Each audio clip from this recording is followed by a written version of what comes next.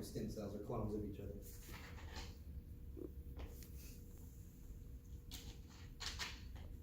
They better be. Okay, you can put B's in all of them if you want to. But remember, T's do the same thing.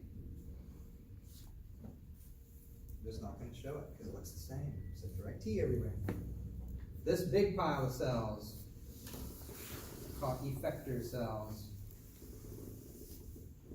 Those are called effector cells. That's the largest pile of clones. Remember, you're going to make two different piles of clones. They're actually the same, but it's called differentiation. It's a weird word. There's the B effectors, right? These are B effector cells. What does that mean? It's a clone B cell. It's in that large pile. B effectors only are called plasma cells. B effectors are plasma cells. T effectors are just T effectors. I'm not going to ever ask you about T effectors. I'm going to show you the B. That's what I'm mainly going to ask you. You just remember T cells are doing the same thing. Let us be called T effector cells. These could be called B effector cells. But more commonly on the test, that big pile of B effectors is called plasma cells, or called plasma cells. Plasma cells. They don't squirt out plasma. Why do they squirt out? What do B cells squirt out as a rule? Antibodies. And where do they go? To the blood, where they're forming one of the three big groups of plasma proteins, right? Immunoglobulins. It's another word for antibodies, immunoglobulin. We'll see that in a little bit. What are those antibodies built against? Remember, only bench on the whole universe. That antibody is built to do what? Find what? That antigen. Only. Who's carrying that antigen? Probably some foreign dude inside you like a bacterium. There he is. I don't know if I can write it in there, but there's a bacterium. You got these in you all the time. Guess what's all over it? Antigens that look like Cinderella's shoe.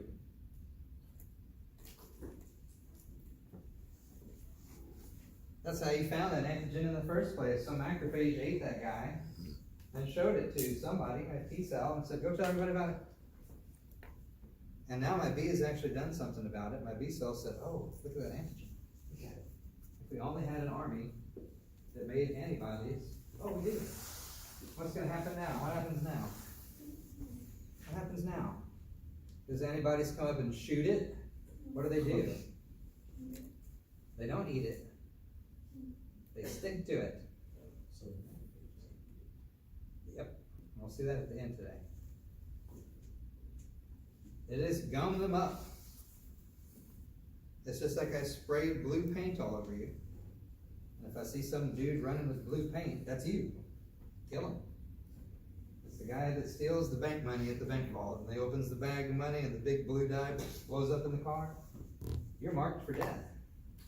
These antibodies aren't actually going to drill holes in you or eat you or kill you. They just stick on you.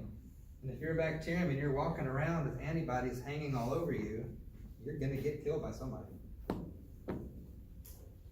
So this is what we're going to explore later, is how that actually happens. But now we can see how we pick our B cells to do this. Remember, T cells do the same thing. They just don't do this part. They start snitching instead of making antibodies. What about that other pile? There's another pile after differentiation, another pile of exact Cinderellas. These aren't going to do nothing for a long time, maybe. Maybe never. Maybe next year. I don't know. These are called memory cells. Memory cells. Smaller pile, still exactly the same. You do this with T cells too. You make T effectors that snitch, you make T memories. These are called B memories. And like I said, they don't do nothing. They just sit there until when? Until you see that antigen again, right? Yep. So I usually draw it like this on subsequent, get fancy, exposures. Oops.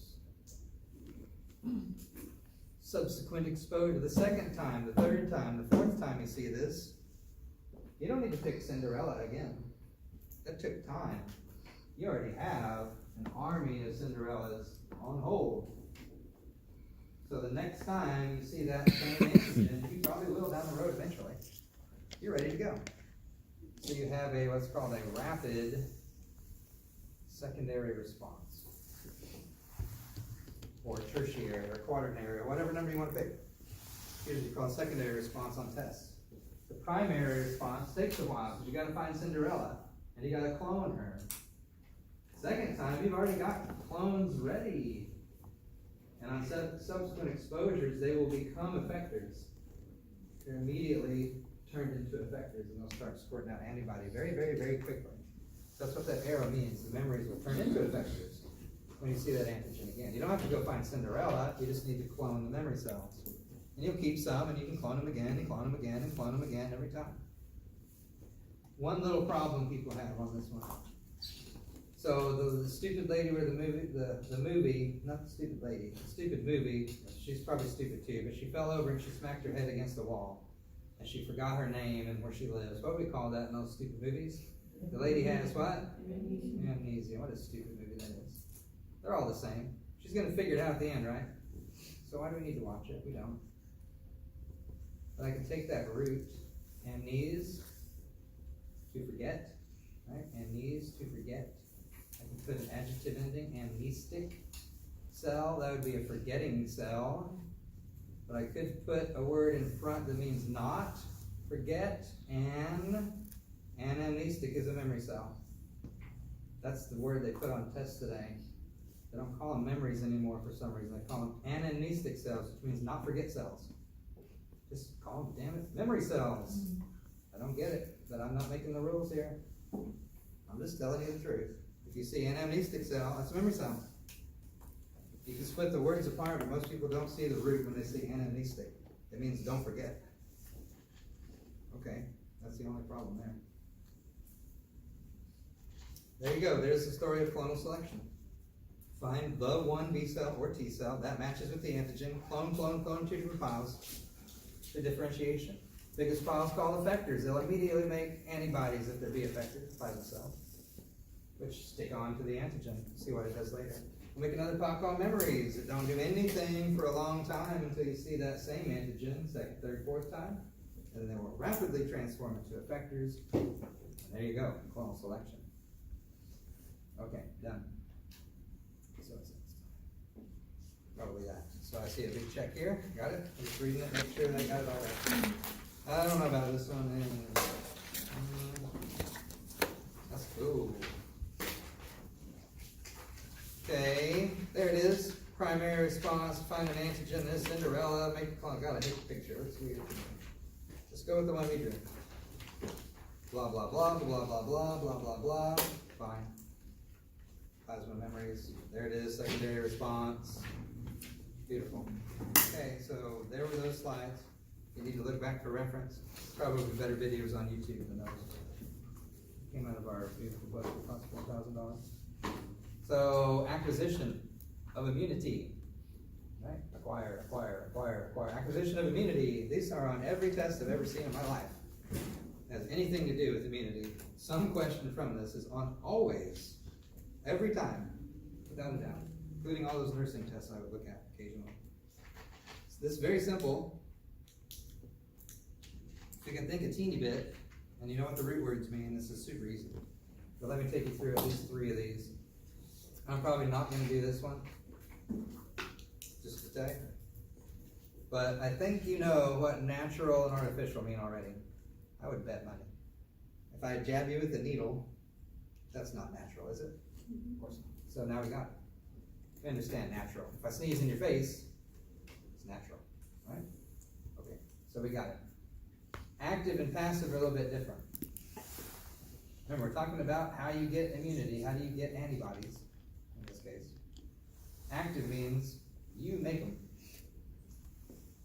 You make what?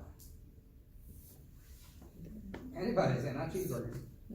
You make antibodies. What's passive mean? Someone gave them to you. Yeah, it's not hard.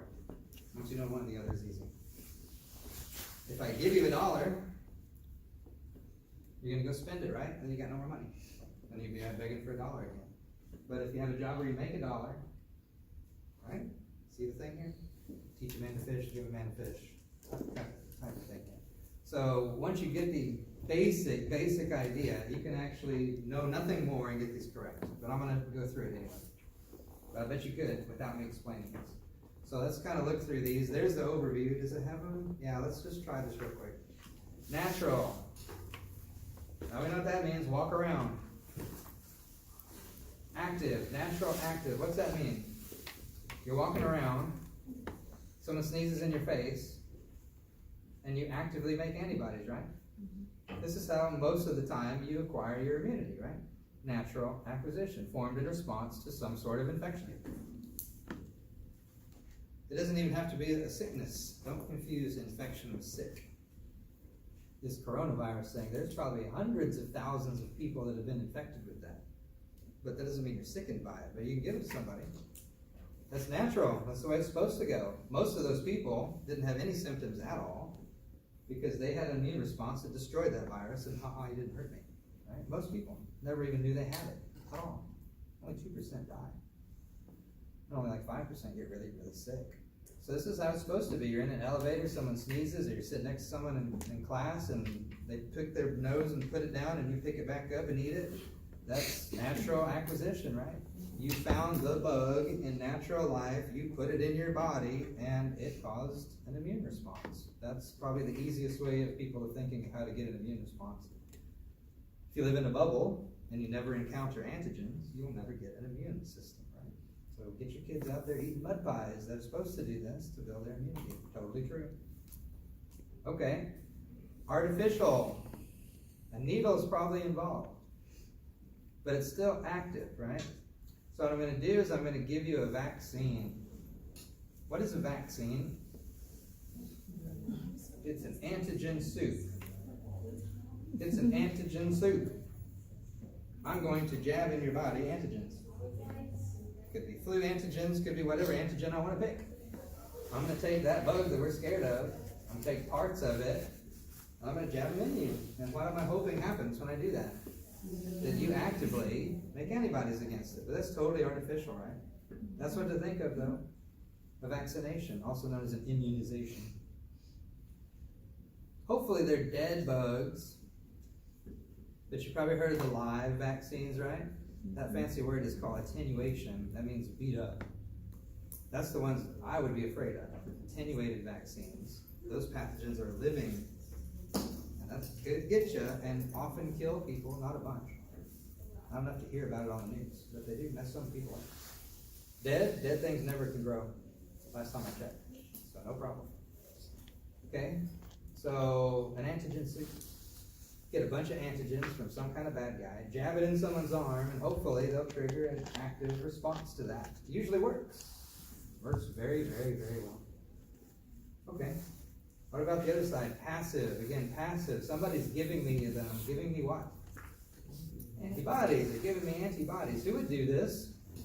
I hope nobody but my mama. I mean, there are weird ways we're not going to get into. It's cool stories, but it's a little out there. So you can ask me about it later if you want to know about Dr. Ebola. I'll tell you about. So yeah, antibodies pass from mama to baby or to a newborn. Could be fetal, not born, or infant, born, right? So you could either send through the placenta, that'd be before birth. You could send through the breast milk, that would be after birth. But these are really, really good ways for a baby, whether born or unborn, to get antibodies. The thing is this, though, if mama gives them to me, mama give me money. At some point, mama not give me money, right? I gotta get a job. The point is, anything passive is a temporary immunity. These antibodies are just proteins. They'll fall apart eventually. So mama can give you a lot, but they're not going to last forever. You eventually have to start making your own actively. you're in trouble. So it's the temporary immunity if it's passive. If you give someone $1, they'll spend it, and if they can't make another one, they got no money. You got no more immunity. Those are the three I want you to worry about. They're super simple. The test questions are super easy. Again, most of the time you can logically reason your way through it. It says it here, again, if you want it. I wouldn't worry about the artificial passive. A little weird. Down there at the bottom, what does that say? I'm going to sum this up in one word. Temporary. Immunological memory does not occur, right? If you're given antibodies, you don't make memory cells. You didn't make any Cinderella. You didn't pick Cinderella. Someone gave you the antibody at the end of the story. You didn't get Cinderella's. So you have no memory cells. If you get hit by that antigen, you have no memory. So what I'm saying is this is temporary, temporary, temporary. Okay. Yeah, antibodies don't last forever. They're just proteins. Okay, that takes care of that. Now we need to do what the hell's an antibody? We kind of know this little Y-shaped thing that B cells squirt out. So we see secreted by plasma. We know that plasma is B effector, right? So saw that. B effectors, plasma cells. That's what makes antibodies. Also known as immunoglobulins. You must know that. IGs. If you work in the hospitals, that's probably what they'll call them, more than antibodies. So antibody equals immunoglobulin. Same thing. It's the exact same thing. Same word, synonymous. Immunoglobulin, antibody. Antigens are also sometimes called immunogens, but I do not ever say that, so I'm not even going to write it. Immunoglobulin will show up on your test. That's why you often call these IGs. You hear about IG classes, which you're about to hear right now. These are antibody groups, IG groups. Okay, let's do this thing now. Structure of an antibody. Let's get a picture going on. Hey, I don't know. Just pick a spot. Here's a spot. Antibody structure. This is going to be a big picture here. There's going to be lots of stuff on it. I'm going to cram a bunch of stuff here on there. 10 slides. Picture all on one thing.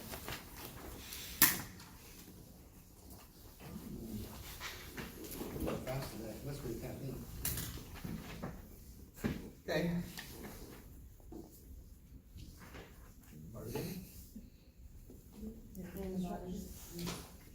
Okay. What's an antibody? A protein.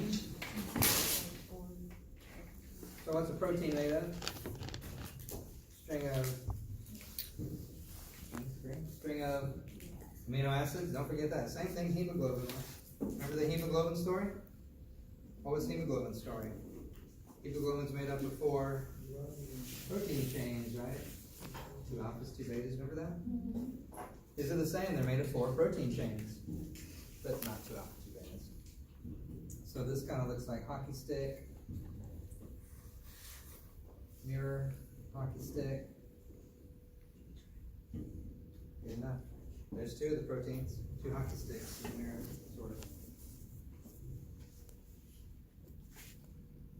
2 more proteins, you asked? Sure. There's one right here. And there's one right here.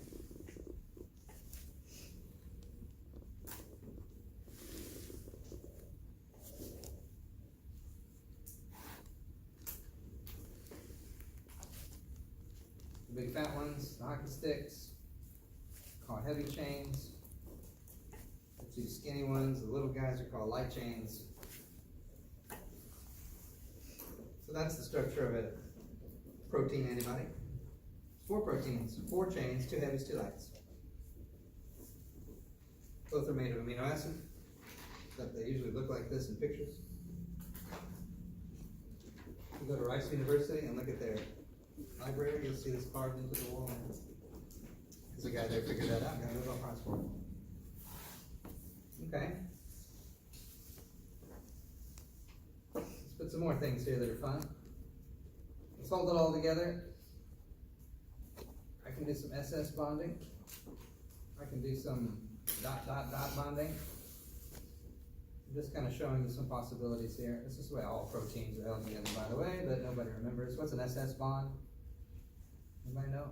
That's a good question. disulfide bridge.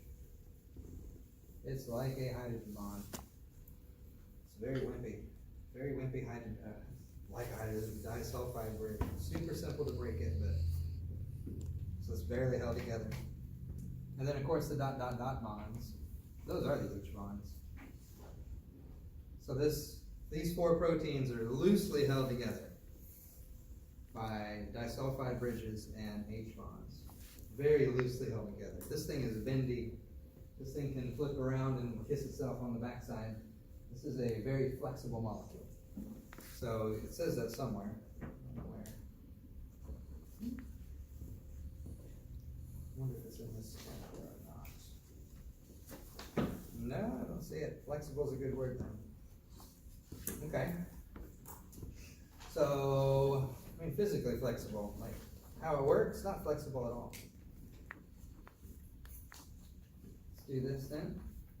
I can take like, I don't know, a red line, make it stand out. Somewhere about halfway down here, do that, and then do it on the same side over there. Put a V and a V and a V and a V and an FC and an FC. And now we're getting somewhere.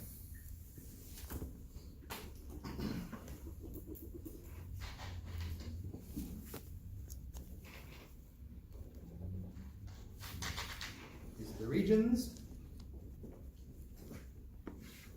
I wouldn't draw this, but I'm just going to erase it as soon as I do. Watch. If I put this in a box, all of a sudden it starts to look like a Y, right? That's the point. There's a Y. Little Y-shaped things, when you draw them like these little guys, I mean, we were drawing this. Okay, so I'm going to clarify that in a minute, but you should be able to see a Y here. That's why we usually draw them as Ys. They're not all Y-shaped, though, is the problem. That's just how all the artists show them in the book. Most of them are Y-shaped. We're going to do the rules in a minute. Okay, so I can do this too. Out here somewhere. Out here somewhere. That's where the antigens will bind, right? So I can call this an ABS, antigen binding site. And another antigen binding site over there. Two exact same antigen binding sites. Again, how many antigens does this antibody hook up with? Only one in the entire universe. This is made for that one. Cinderella slipper. Okay. So I got two antigen binding sites here. If it's Y-shaped, these are two sticky ends. And of course, just to make sure we see it, there's my bacterium again. If I'm going to stick these on there, they stick like their mouth's open. They don't chew anything, they just stick on. Because the mouth end is the business end. That stem part, who cares? It's interesting for some things, but not much for us. So the mouth part's cool. Stem's kind of boring, but we'll get to it. So if the antigen sticks out on the antigen binding sites, what must that V mean? How many antigens are there in the universe? Infinitely variable amount, so I bet V is variable. This is the variable region of an antibody. It should be at the tips where we bind with the infinitely variable amounts of antibodies out there, antigens. So not only are they variable, they are infinitely variable. You in your genetic code have the mechanism to make an infinite number of tips, depending on whatever antigen you have or have not ever encountered. You can design one from it. Seems weird, but you can. It's very complicated how that happens, but that's the variable N. Extremely variable, infinitely variable, binds to a single antigen. Okay, C is the opposite of variable. C is for constant. I do not know what the F means. I used to, I think. I don't even know anymore. C is constant. They call it the FC region of the stem. It's not too interesting to us, but minorly. I know how many types of variable tips there are. There's an infinite number. Constant seems to imply what? How many stems would there be? Seems if it's constant, there'd be one. But there's not, right? There are 5 types. of constant stems. So constant doesn't mean constant here. It ain't variable, but it is variable. So these lead to the classes of antibodies. The class of antibody is determined by what type of stem it has.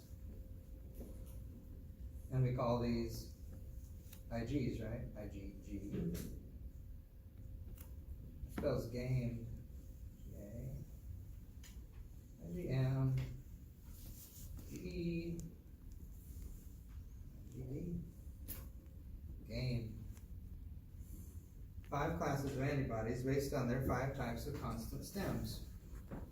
IgGs, IgAs, IgMs, IgEs. Every test I've ever seen asks something about one of those. So I'm going to ask it at least 5 or 6 times.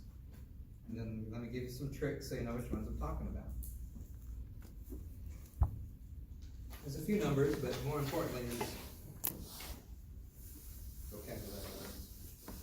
Okay, there's an antibody, a very normal antibody, a Y-shaped antibody, 2 antigen binding sites, shaped like a Y.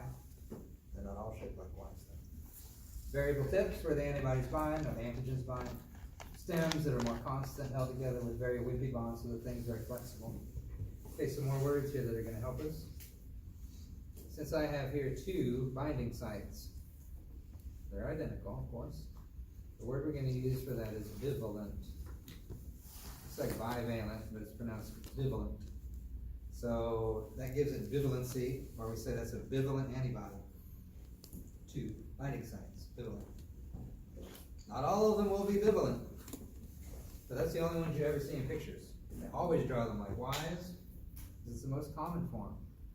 Again, this one single thing, if I could put a box around it again and show it as kind of a Y-shaped thingy altogether, it makes 1 unit, 1 mono, unit mer. This is called a bivalent monomer. A single unit with 2 binding sites. It's got 4 parts, but it's a single unit monomer. A single unit with 2 binding sites. Bivalent monomers. Bivalent monomer is what you're looking at. If you see an antibody that's Y-shaped, it's a bivalent monomer. It's a single unit, 2 binding sites. Bivalent monomers. Here's what to write down here. G, E, and D are always bivalent monomers. G, E, and D. GED. GED are always bivalent monomers, meaning they're always Y-shaped.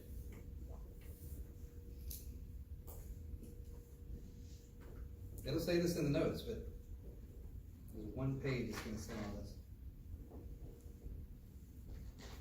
Maybe not all. Okay. IgA, we have an option. It could either be a monomer or a dimer. What would a dimer be? 2 Ys, right? Something like this, perhaps. Right? Could be other things too, but we see 2 together. It's a dimer, not a monomer. Still a bivalent something. It's dimer now. Could be. That's all we need to know is A could be a monomer or a dimer. There's rules whether it's secretory or not, I don't care. It's either one or the other.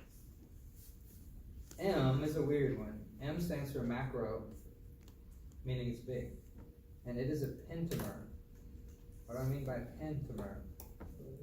5 different Ys. So it starts to look kind of like a snowflake thingy. That. Form these crystal structures, kind of like snowflake.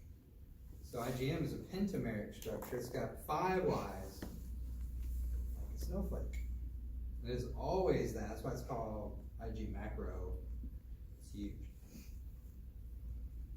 So there's some rules. G, E, and D, always bivalent monomers. IgA could be a bivalent monomer, or it could be a dimer. IgM is never a monomer, it's always a pentamer. Which of the following antibodies is pentameric? M. And it's that simple. Remember, these will be A, B, C, D questions. I bet you there'll be several questions where the choices are A, IGA, B, IGD, C, IGG, right? You just pick around. There's some more rules coming here. You could probably scribble this in on this page when I get to them in a minute. I want you to know a few things about some of these, not everything about all of them. There's the main story. This used to be a short answer, but it is not anymore. But there will be multiple questions. You know, it's all A, B, C, D on this part. That's a lot of stuff there. Okay, here we go. Moving through the slides. Check, check, check time. Where are we? Almost done. Okay. An antibody monomer consists of 4 chains linked by disulfide bond and H bonds. 2 heavies and 2 lights. Variable region at the tip where the antigens bind. The active stems are constant. Boom. Beautiful. I don't like it. It looks weird. It's true. Our pictures are great. This picture's online too. Thousands of them. 5 classes based on what? Based on what? Their stems. Yep. So we need to learn some rules about them. Which are the following type questions? Which are the following? Which are the following? Here's the main points. Here we go. Ready? Blink and you miss it. IgM's a pentamer. Check that. Got it. Got it. Don't care about the rest. IgA, we said what? It could be monomeric or dimeric, right? Don't care about the rest. Hit both of those points already. Done with that page. The next has a few little dirties on it. Okay, here we go. Oh, you know what? If it doesn't say it, I'm not going to say it either. Hallelujah. Okay, cross that.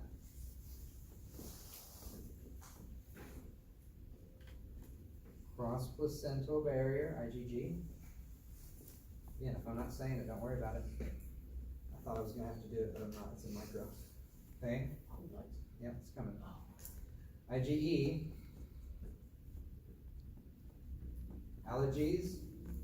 Worms. That sounds strangely familiar, doesn't it? Sounds like an eosinophil, doesn't it? I'll show you this here, just so this kind of sticks in your mind. Remember basophils? They can spew out histamine. I've seen that a few times. They can do this under the influence of the complement system. But also this, if IgE stems, if the stem binds, those are not receptors. Those are IgE antibodies. If you make a bunch of IgE antibodies, they will stick upside down. The stem will plant into the basophil and it will cause it to sneeze out histamine. So, all of those things. So IgE has something to do with allergies, worms, very much like an eosinophil, which starts with E. But man, this one's a big player for those that have allergy stuff. IgE, you make this IgE against pollen or something that can't harm you at all. But you make so much IgE, it sticks to your basophils, and you're like, histamine, histamine, histamine, which of course causes inflammation, inflammation, inflammation. It's mischaracterized inflammation, but it's what it is.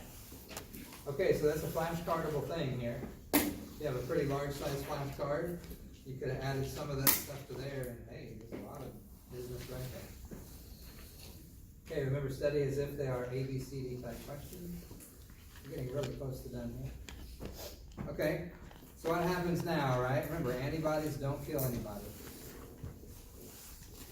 They just stick. I love this word. They tag them for death. You're marked for death.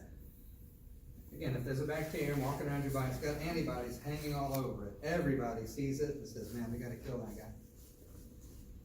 And they'll form an antigen-antibody complex. We don't really need to get into it, but I do want to show you what some of these words down here mean. Some of them, probably not all of them. So the question is, what happens when an antibody finds its target, right? Well, it doesn't eat it or drill holes in it or anything like that. It just tags it. But that tag can cause something else. So that's neutralization. I'll draw some simplest pictures as I can to show this. This is a receptor now. Now we don't study this in here. Viruses and so forth. But I'll keep it real simple. Let's say there's a virus. Coronavirus. How do they work? Yeah, they have to attach to some kind of cellular structure, like a receptor usually. And then once they're bound up like this, the host says, oh, he's okay. He hooked up with me, he's fine, let him in. And then it's over, right? It's like you get a knock on your car door and say, oh, it's grandma, and you open, it's a carjacker. That's exactly what happened here. You think it's the pizza delivery guy, but it's the FBI, like, oh no, shouldn't open the door. So this is how viruses operate. If they're not invited in, they don't go in. So what if I don't erase the virus? Oh, I have no antiviral. It's doing it again. That's unfortunate.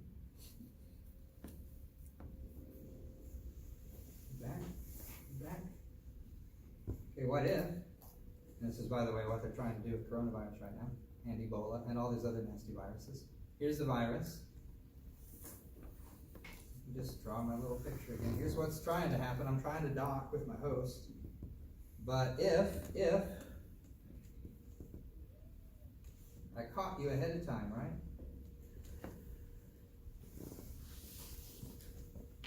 What now? Cannot buy it. I got stuff all over me. Just spray some sort of really sticky mess all over your keys and try to use them. It doesn't work, right? It doesn't work. So this is exactly what we're doing. This is called neutralization. Antibodies block sites to prevent them from binding. This is a big, huge deal in drug research right now. ZMapp, the Ebola thing, is a neutralizing thing. They have not figured out the coronavirus thing yet. Something's not right. I'm just going to say that. Something's not right. On that cruise ship, if you've not studied this, there's like 500 people on that cruise ship. They are all quarantined. It is still spreading on that ship. 88 more people today. They're all quarantined.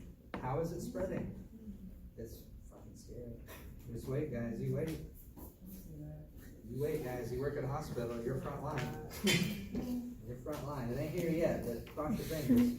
2021. Here we come. Okay? Agglutination. Here's the next story.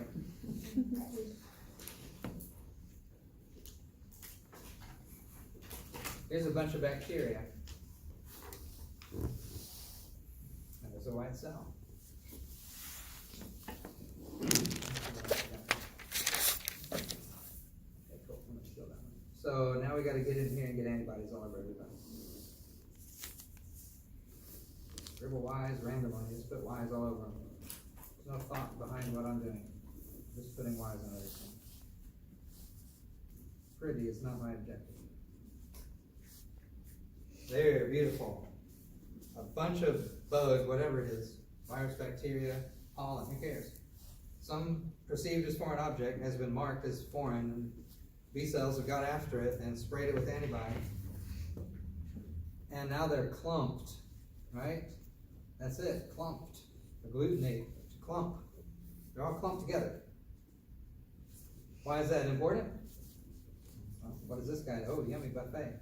I mean, I can eat them in one gulp. Not only are they all clumped together, but they're also what? Opsonized, right? So not only are they clumped, but they all have handles.